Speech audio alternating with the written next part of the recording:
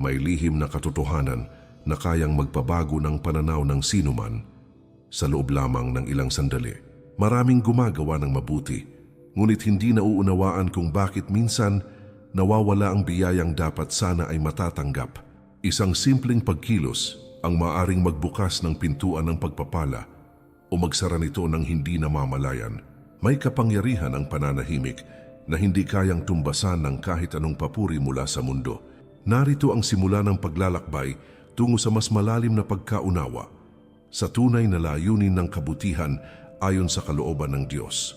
Sa bawat kabutihang ginagawa, may kasamang pagsusulit na hindi nakikita ng mata, ngunit nararamdaman ng puso. Hindi lahat ng mabuting gawa ay dapat ilantad dahil may mga bagay na mas lumalago. Kapag nananatiling tahimik at lihim, purong intensyon ang hinahanap ng Panginoon, hindi ang pagkilala ng tao o ang palakpakan ng madla. Kapag ang puso ay naghahangad ng papuri, nawawala ang tunay na diwa ng paglilingkod na kalugod-lugod sa Kanya. Dito nagsisimula ang pagtanaw sa mas mataas na antas ng pananampalataya na hindi nakaasa sa paningin ng iba. Bago tayo magsimula, mga mahal kong manunood, iniimbitahan ko po kayo na mag-subscribe sa ating channel para lagi po kayong updated sa mga bagong videos na aking gagawin. Paki-like na din ito at share sa iyong mga kaibigan at baguhin natin ang ating buhay sa pamamagitan ng mga salita ng Diyos. Maraming buhay ang nababago kapag ang mensahe ng Diyos ay naipapasa sa mas nakararami. Isang simpleng pagsuporta ang maaring maging daan upang mas marami pang kaluluwa ang maliwanagan. Patuloy na lumalalim ang pananampalataya kapag sama-samang lumalakad sa liwanag ng katotohanan. Pagkakaisa sa layuning espiritual ang nagbibigay lakas upang harapin ang mga pagsubok ng buhay. Pakinggan ang sinasabi sa Matthew 6 verse 1. Take heed that ye do not your alms before men, to be seen of them, otherwise ye have no reward of your Father which is in heaven. Malinaw ang paalala na ang kabutihan ay hindi dapat ginagawa para lamang mapansin ng kapwa. Kapag ang layunin ay magpakitang tao, nawawala ang gantimpala na nagmumula sa langit. Diyos ang nakakakita ng bawat lihim na gawain at Siya ang nagbibigay ng tunay na kapalit na hindi nasusukat ng mundo. Mas mahalaga ang pagkilala ng Panginoon kaysa sa paghanga ng sinuman sa paligid. Malalim ang mensaheng dala ng bawat salitang nagmumula sa Biblia na nagbibigay liwanag sa landas ng bawat mananampalataya. Tahimik na paggawa ng kabutihan ang isa sa mga susi upang maranasan ang tunay na pagpapala. Hindi kailangang ipagsigawan ang bawat tulong na ibinibigay dahil sapat na ang Diyos bilang saksi. Sa gitna ng ingay ng mundo, ang katahimikan ng puso ang nagiging tulay patungo sa mas matibay na relasyon sa may kapal. Handang ihayag ang 8 dahilan na magbubukas ng isipan at magbibigay inspirasyon sa bawat nakikinig. Unang dahilan, nawawala ang tunay na gantimpala mula sa Diyos. Maraming tao ang gumagawa ng kabutihan na may hangaring makatulong, ngunit may pagkakataon na nais din nilang mapansin ng iba ang kanilang ginawa. Kapag ang pansin ay napupunta sa papuri ng kapwa, unti-unting nawawala ang lalim ng tunay na layunin ng puso. Paglilingkod na may halong pagnanais na makilala ay nagiging iba ang direksyon kaysa sa dalisay na pag-aalay sa Diyos. May mga sandali na ang simpleng pagbanggit ng nagawang tama ay nagiging daan upang ang sarili ang maitaas kaysa sa may kapal.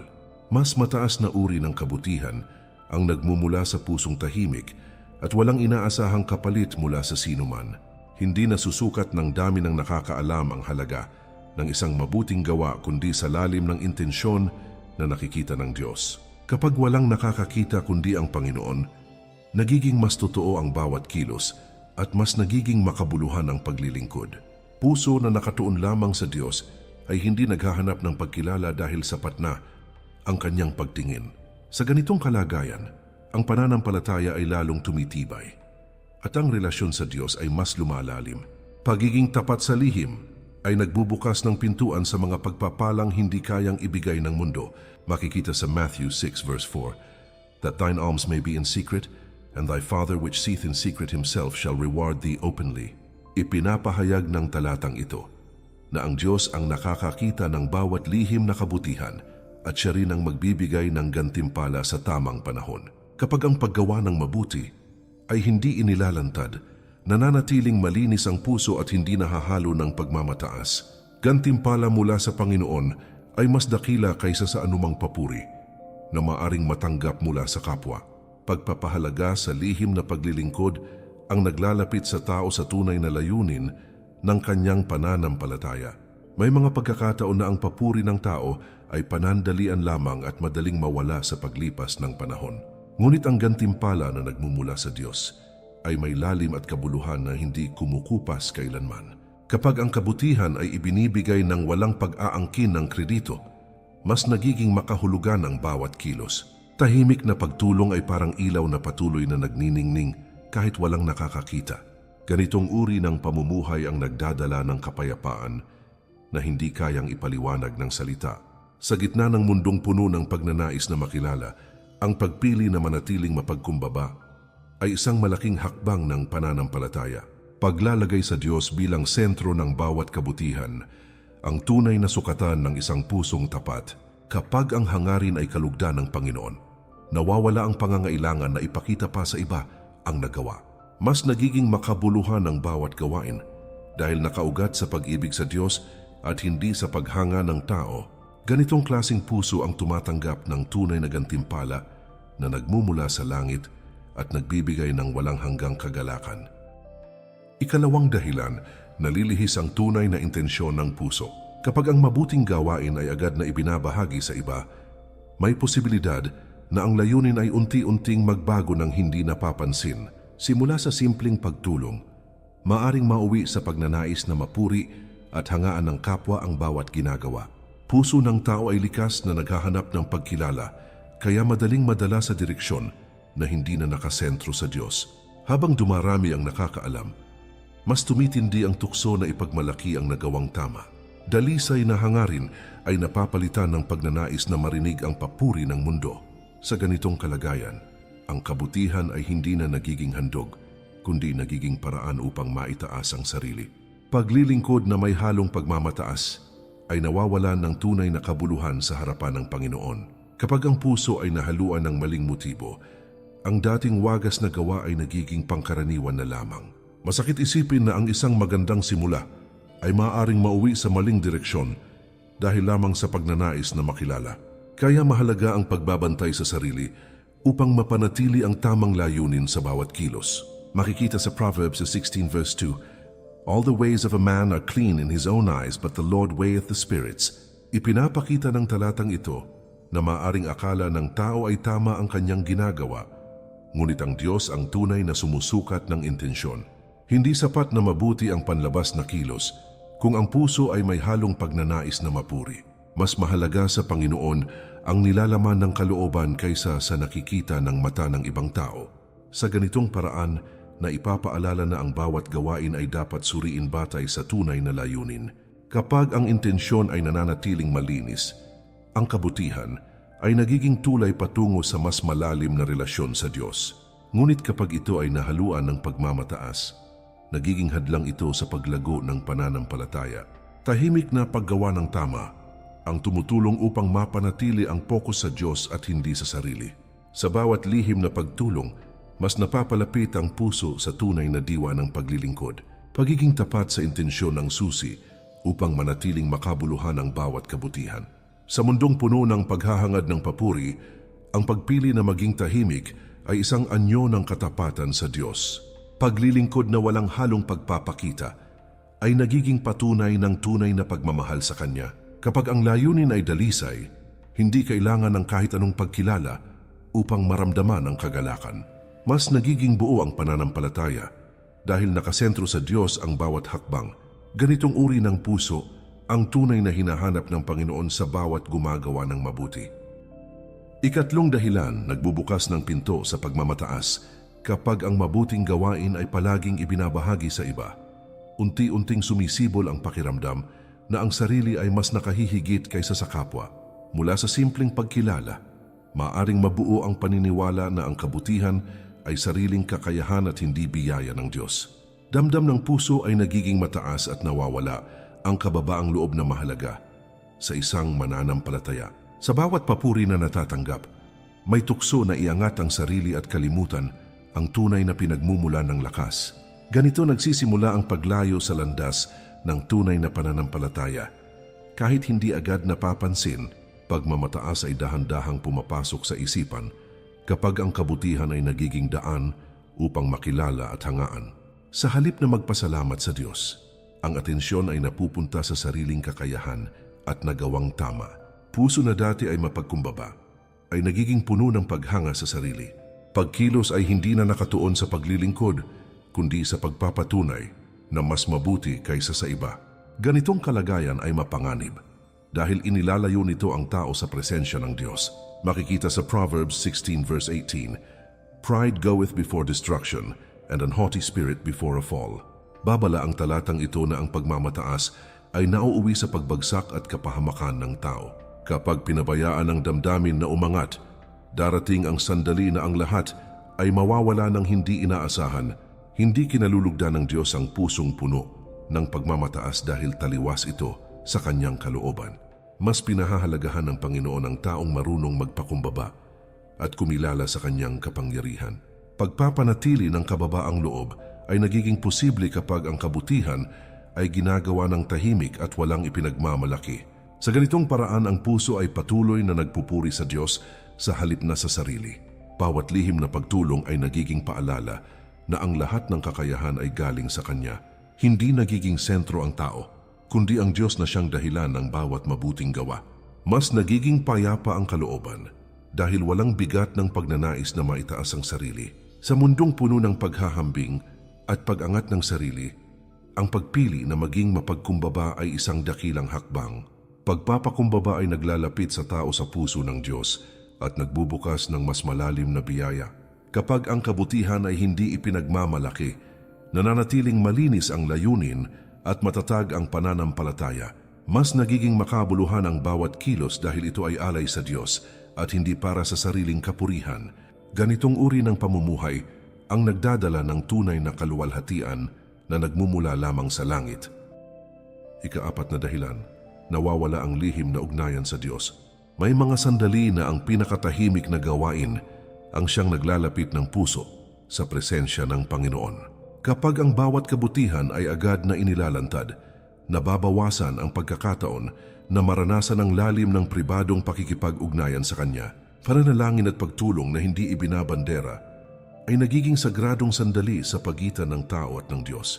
Habang mas dumarami ang nakakaalam, mas nababawasan ang pagiging espesyal ng ugnayang espiritual na dapat sana ay tahimik lamang.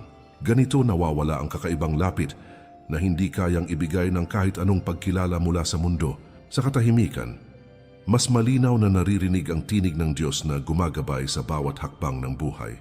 Kapag walang ibang iniintindi kundi ang kanyang kalooban, mas nagiging malalim ang pag-unawa sa pananampalataya. Puso na nakatuon lamang sa Kanya ay hindi naghahanap ng pansin dahil sapat na ang Kanyang presensya.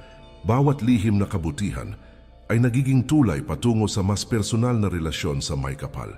Sa ganitong paraan, ang pananampalataya ay hindi lamang nakikita, kundi tunay na nararanasan sa loob ng puso. Pakikita sa Matthew 6 verse 6, "But thou, when thou prayest, enter into thy closet, and when thou hast shut thy door, pray to thy Father, which is in secret." Ipinapakita ng talatang ito ang kahalagahan ng lihim na pakikipag-ugnayan sa Diyos na hindi kailangang ipakita sa iba. Pananalangin na tahimik at taos-puso ay mas nagiging makapangyarihan dahil nakatuon lamang sa Panginoon. Kapag walang ibang nakakaalam, mas nagiging tapat ang damdamin at mas nagiging malinaw ang koneksyon sa Kanya. Gantimpala ng ganitong uri ng relasyon ay kapayapaan at gabay na hindi kayang tumbasan ng anumang bagay sa mundo. Pagiging bukas sa lahat ng nagawang mabuti ay maaaring magdulot ng pagkawalan ng lalim sa espiritual na buhay.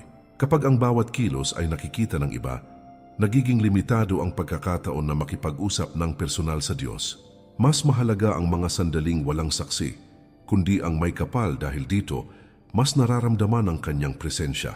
Tahimik na paglilingkod ay nagbibigay daan upang mas makilala ang Kanyang kalooban sa buhay. Sa ganitong kalagayan, ang pananampalataya ay lumalago nang hindi naapektuhan ng opinyon ng iba. Sa mundong puno ng ingay at pagpapakita, ang pagpili ng katahimikan ay isang hakbang patungo sa mas malalim na espiritual na karanasan. Pagpapanatili ng lihim na ugnayan sa Diyos ay nagiging sandigan sa bawat pagsubok na dumarating. Kapag ang puso ay nasanay sa tahimik na pakikipag-usap sa Kanya, nagiging mas matatag ang pananampalataya. Hindi kinakailangan ang pagkilala ng tao upang maramdaman ang presensya ng Diyos sa buhay. Ganitong uri ng relasyon ang nagdadala ng tunay na kapayapaan at direksyon sa bawat araw. Ikalimang dahilan, nagiging sanhi ng pagkukumpara at inggit. Kapag ang mabubuting gawa ay madalas na ibinubunyag sa harap ng iba, nagiging daan ito upang magsimula ang hindi sinasadyang paghahambing. May mga taong nakakakita at nakadarama ng kakulangan sa sarili dahil sa mga ibinabahaging kabutihan ng kapwa. Sa halip na ma-inspire, may pagkakataon na ang puso ay mapuno ng inggit at pag-aalangan sa sariling kakayahan. Ganitong sitwasyon ay nagdudulot ng hindi pagkakaunawaan at naglalayo sa tunay na layunin ng pagtutulungan. Kabutihan na dapat sana ay nagdudulot ng pag-asa ay nagiging dahilan ng hidwaan sa damdamin. Hindi lahat ng nakakakita ay may parehong kalagayan at pananaw sa buhay, kaya magkakaiba ang nagiging epekto ng ipinapakitang gawa. May ilan na nagtatago ng lungkot dahil sa pakiramdam na hindi sapat ang kanilang nagagawa. Puso na dapat ay napapalapit sa Diyos ay nagiging abala sa paghahambing sa sarili sa iba. Sa ganitong kalagayan, nawawala ang kapayapaan at napapalitan ng pagdududa at inggit. Mas mainam ang tahimik na pagtulong upang maiwasan ang ganitong uri ng damdamin sa kapwa. Makikita sa Galatians 6 verse 4, "But let every man prove his own work, and then shall he have rejoicing in himself alone and not in another." Ipinapaalala ng talatang ito na bawat isa ay dapat tumingin sa sariling gawa at hindi ikumpara sa iba. Kaligayahan ay nagmumula sa sariling paglalakad kasama ang Diyos at hindi sa paghahambing sa kapwa. Kapag nakatuon ang puso sa sariling relasyon sa Panginoon, nawawala ang puwang para sa inggit. Mas nagiging payapa ang kalooban dahil walang bigat ng pakikipagkompetensya. Pagiging lihim ng kabutihan ay nagtataguyod ng pagkakapantay-pantay sa pagitan ng bawat tao. Walang natataas at walang napapababa dahil walang ipinapakitang basehan ng paghahambing. Sa ganitong paraan, mas napapanatili ang pagkakaisa at paggalang sa isa't isa. Paglilingkod ay nagiging mas wagas dahil hindi ito nakikita bilang sukatan ng halaga ng isang tao. Pananampalataya ay lalong tumitibay kapag ang puso ay malaya sa inggit at pagnanais na makipagkumpetensya. Sa mundong madalas magkumpara ng tagumpay at kakayahan, ang pagpili ng pananahimik ay nagiging proteksyon laban sa negatibong damdamin. Pag-iingat sa pagbabahagi ng kabutihan ay tumutulong upang mapanatili ang malinis na relasyon sa kapwa. Kapag walang ipinapakitang dahilan para magkumpara, mas nagiging maayos ang samahan ng bawat isa. Mas nagiging makabuluhan ang bawat gawain dahil nakatuon ito sa Diyos at hindi sa pagtingin ng iba. Ganitong uri ng pamumuhay ang nagdadala ng tunay na pagkakaisa at kapayapaan sa komunidad. Ika-6 na dahilan, nalalagay sa panganib ang tunay na kababaang loob. Kapag ang kabutihan ay palaging ipinapakita sa iba, may panganib na unti-unting mawala ang pagiging mapagkumbaba ng puso. Pakiramdam ng tao ay maaring magbago at magdulot ng pagtingin sa sarili bilang mas mataas kaysa sa iba. Sa halip na magpasalamat sa Diyos, nagiging sentro ang sariling kakayahan at nagawang tama. Ganitong kalagayan ay dahan-dahang naglalayo sa tunay na diwa ng paglilingkod na may kababaang loob. Masila ng puso dahil madaling maapektuhan ng papuri at pagkilala mula sa kapwa. Kababaang loob ay isang mahalagang katangian na kinalulugdan ng Panginoon sa bawat mananampalataya. Kapag ang isang tao ay marunong magpakumbaba, kinikilala niya na ang lahat ng kanyang nagagawa ay biyaya ng Diyos. Ngunit kapag nasanay sa pagbabahagi ng kabutihan, may tukso na ang kinin ang karangalan na hindi naman sa kanya nagmula. Puso na dati ay simple ay maaring mapuno ng paghangang pansarili. Sa ganitong paraan, nawawala ang tunay na anyo ng pagpapakumbaba na nais ng Diyos. Makikita sa James 4 verse 6, "God resisteth the proud but giveth grace unto the humble." Malinaw na ipinapahayag na ang Diyos ay lumalayo sa may pagmamataas ngunit nagbibigay ng biyaya sa mapagkumbaba. Kapag ang puso ay nananatiling mababa, mas tumatanggap ito ng pagpapala at patnubay mula sa Panginoon. Ngunit kapag ang pagmamataas ay pumasok, nawawala ang daloy ng biyaya na dapat sana ay patuloy na nararanasan. Kaya mahalaga ang pagbabantay sa sarili upang hindi mawala ang kababaang loob.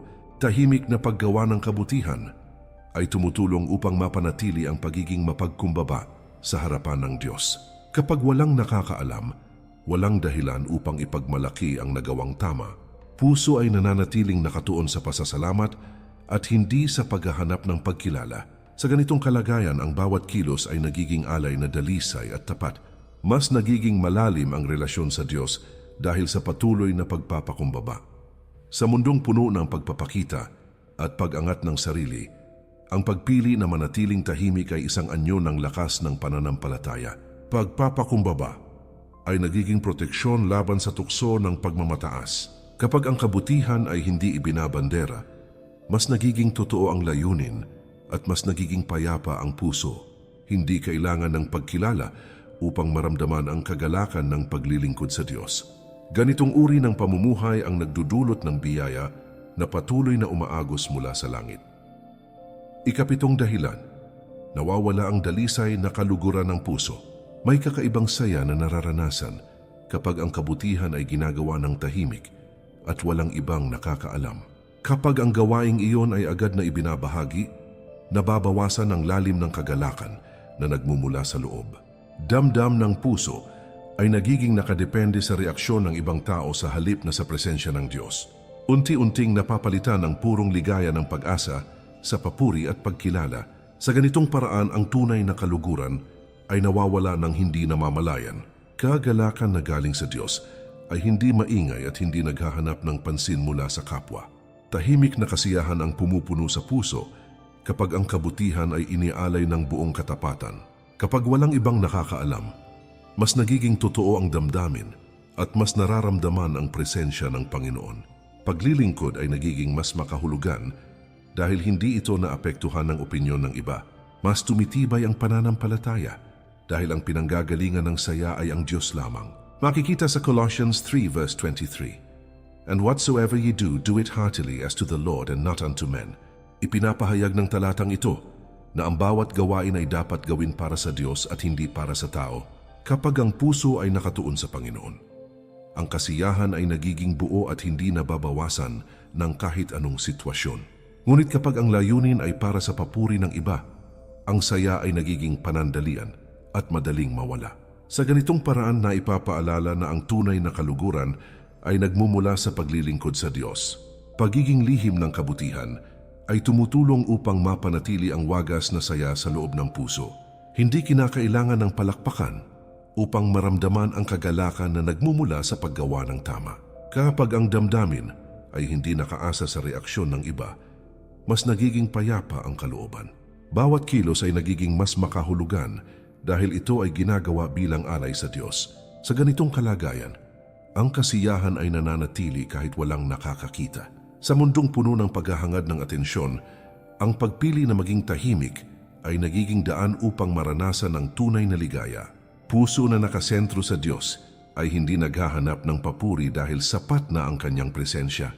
Kapag ang kabutihan ay ginagawa ng walang pag-aasam ng pagkilala, mas nagiging dalisay ang kagalakan. Hindi kailangang ipakita sa iba upang patunayan ang halaga ng ginagawa. Ganitong uri ng pamumuhay ang nagdadala ng kapayapaan at saya na hindi kayang kunin ng kahit sino.